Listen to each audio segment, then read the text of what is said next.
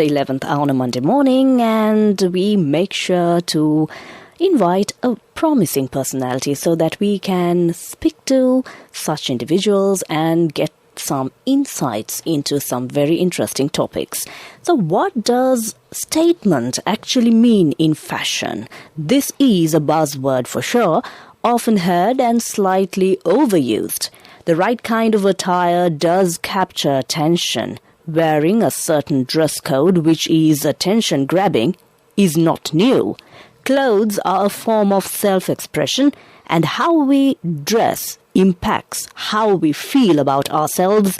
And to speak to us more on these lines, we have invited Miss Alanki Perera, entrepreneur, law graduate, actor, represented Sri Lanka in Miss Pan-Continental as Miss Sri Lanka and was titled Miss Pan-Continental, and a talk show host. So we have two hosts on the show, making this discussion even more interesting. Very good morning to you, Alanki. Good morning, Sabrina.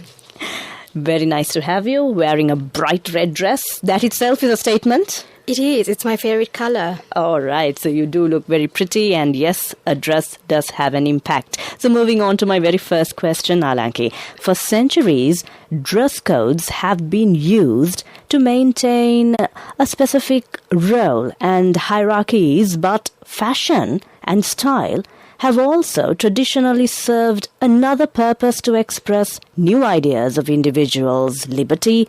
What's your opinion about same? Well, I agree with you. I think fashion is not just about what you wear. Fashion is it's an expression of yourself. It's an expression of your individuality. Fashion, back in the day, I think fashion was just limited to, just wearing something simply because you had to, like you said, it was simply because you had a certain role to play. But I think fashion has evolved and grown over the years. And it's amazing to see that. Right. We also tend to hear that certain fashion designs should considered prior to be worn, keeping the culture in mind. What sort of an opinion do you have with regard to a statement like that? Well, I think that choice should rest on the individual. Like I said, fashion can be used to express yourself. Sometimes what you wear can make you feel safe. Sometimes it might express your mood or your feelings. And sometimes you just dress to impress. So it depends. And I really don't think anyone should be limited to a certain type of fashion simply because society does not accept it. I think we should be open to the fact that everyone should be entitled. Just like they're entitled to their own opinions, they have the right to actually wear whatever they feel like wearing. Simply, it's a right, and especially for a woman, I'm sure you can relate. Fashion is a big thing. It's not just about what you wear, but it's about how you feel. And fashion is a way of life now. It's not just about what you wear. So I really do think that that freedom of choice when it comes to what you wear, every individual should have that. Since you have been playing a vital role even in the silver screen and being featured in music videos, do you think the clothing, the attire that they tend to make the models wear, they're very appropriate, or do you think they have to pay more attention towards these lines as well? This is just an question that I felt like I should be asking you, because you have been an actor and you have been in a couple of music videos. So what sort of a point do you have to share on these lines? So I think more attention needs to be paid. For example, something I've come across is if I'm playing the character of a girl who's from the city, or if I'm from a well-to-do family, they assume that you have to dress a certain way. For example, you're playing this role, so maybe you should wear something sleeveless. Maybe you should wear something more prominent. But that's not necessarily true. That's not how it works. What you wear depends upon your personality. And so I think these kind of obvious mistakes are being made when it comes to selecting costumes and outfits when it comes to productions. And I think Sri Lanka has a long way to go in terms of the clothes and outfits that they use for productions. Because if you actually watch an Indian movie, I mean a Bollywood movie, or if you watch a Hollywood movie, you actually see that the clothes they wear, I mean, they're clothes you can relate to. That's why I inquired this. Right. I mean, I think it's a pretty good question. I mean, I don't think many people talk about it. Many people usually talk about your acting skills. Many people actually talk about your makeup and how you look. But no one really gives much attention to what you wear. Mm-hmm. Because sometimes we tend to notice when we happen to be seated in the audience, we tend to notice that the model doesn't actually look that brilliant in that so-called outfit. Right. So we tend to assume that definitely a pre-rehearsal or a pre-fit-on has not been done. So it has, I mean, that's why I wanted to inquire from you. And in most of the cases, that's true. You don't really get a fit-on. You just go to a store and they'll be like, okay, so you're playing this character. So Wear this. Wear this. Just like that. Just like that. And I feel like most people who handle costumes in the industry do not really have the expertise or knowledge. Like sometimes you have someone who's a costume designer who knows nothing about fashion and who would not be able to relate to that individual. To that scene, to that person's skin tone, height, figure, nothing. Nothing. You just be like, okay, so you're playing this Western character, so you've got to dress a certain way. But it's not necessarily true. You can be a Western character and you can still wear clothes that don't look like that. That is where the innovation comes in. Yeah, I mean, that's something the Sri Lankan industry needs to work on, the cinema industry. True enough. So moving on to my second question, Alanki. Fashion is a planet-spanning business. The venture you commenced in Sri Lanka, what's the potential you see from today onwards heading towards the future? Well, I think it's always had potential and it would have potential in the future as well. Simply because, I mean, I'm into the business of selling saris. Mm-hmm. So a sari is, I mean, it's versatile and it's timeless. So I do see it having a lot of potential. It's not like something that comes in fashion and then goes off. It will always be there. And you can wear that garment for any occasion. I mean, yeah, it's very versatile. So you can actually wear a sari to work. You can wear it for a wedding. And I do feel that when you think of our culture and when you think of, let's take India, for example. And it's a part of our culture to actually wear a sari. It's not just an outfit, you know. I mean, you go for a wedding, everyone would actually want to wear a sari. So, I mean, I do see it having a lot of potential. So are these like hand-picked exclusive saris that you have in your collection? Yes, they're all hand-picked, each and every one. Mm-hmm. So a lot of thought and love actually goes into it. Is there a particular age that keeps coming back to your business? I mean, your clients, is there a particular age group or who gets fascinated by the collection of saris? Well, I would say mostly housewives. Okay. But we have all age groups. We have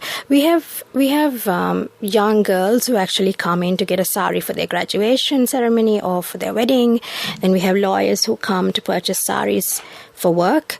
And there's really no age limit. But I would think that most of our clients are those who have a really good eye for saris, simply because we have just one in each sari, one in each design. I have a very important question to ask you, Alanki. Now, getting into this business it would have been pretty risky because you're not the only person who is actually selling saris. There is a massive market here in Sri Lanka.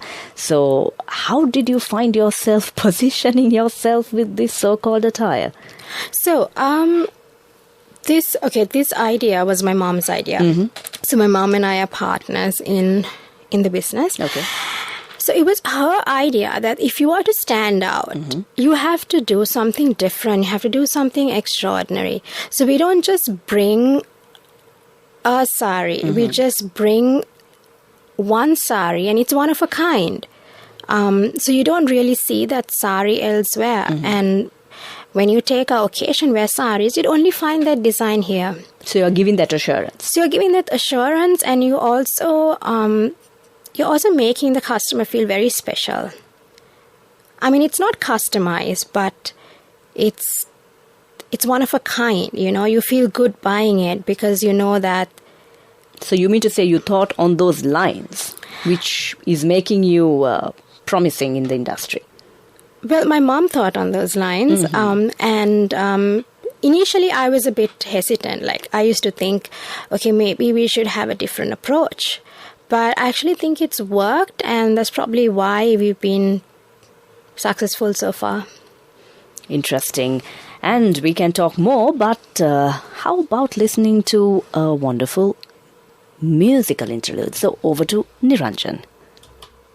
Right, very interesting chat indeed. Sabrina, we'll get back to the two of you after some commercials and some music.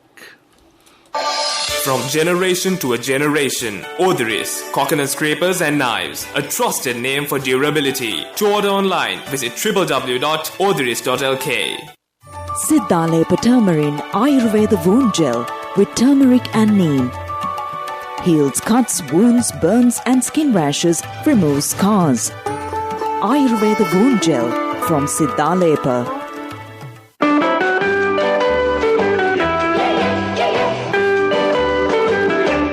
He just couldn't resist her with her pocket transistor as it played the hit parade each night. Oh, he just couldn't resist her with her pocket transistor there beneath the moon so big and bright. He goes wild when she flips that dial.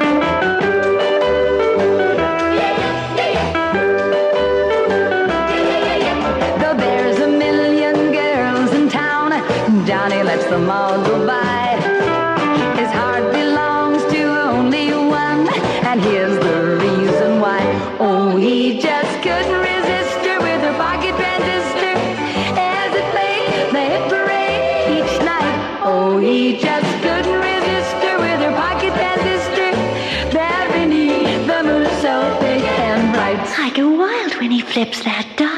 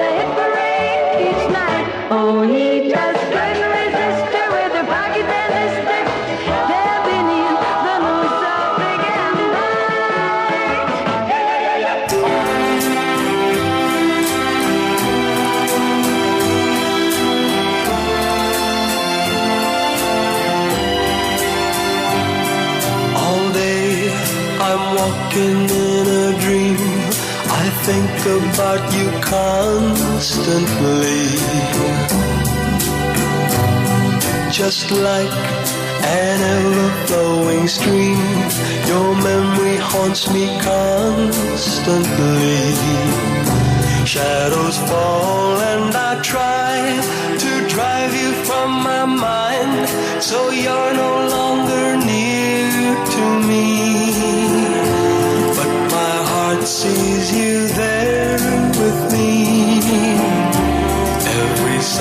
that you share with me. The rain that patters through the trees reminds me of you constantly. Your name is whispered by the breeze, and lovebirds bring your song to me. Just as sure as the stars keep burning in the sky, your love will stay aflame in me. A flame that burns so bright, not only through the night, but constantly. Just as sure as each star keeps burning in the sky, your love will stay aflame in me. A flame that burns so bright, not only through the night, but constantly. Though we may be far apart, you're constantly deep in my heart.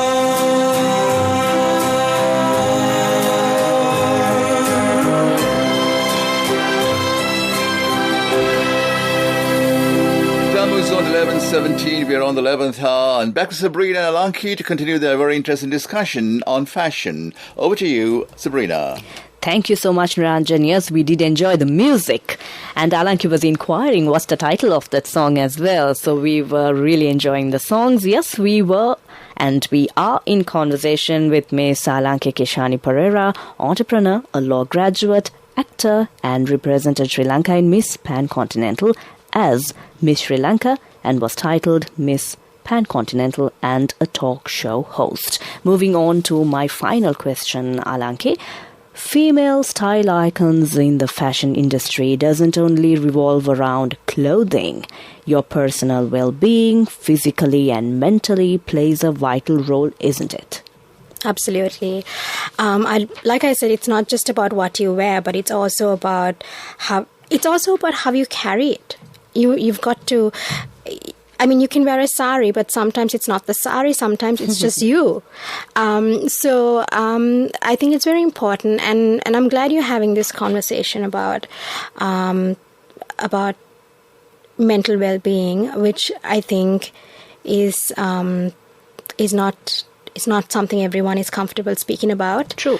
I do think that there have been lots of style icons who've looked good, who dress well, but who are actually not healthy mentally or physically. Mm-hmm. So I think it's really important that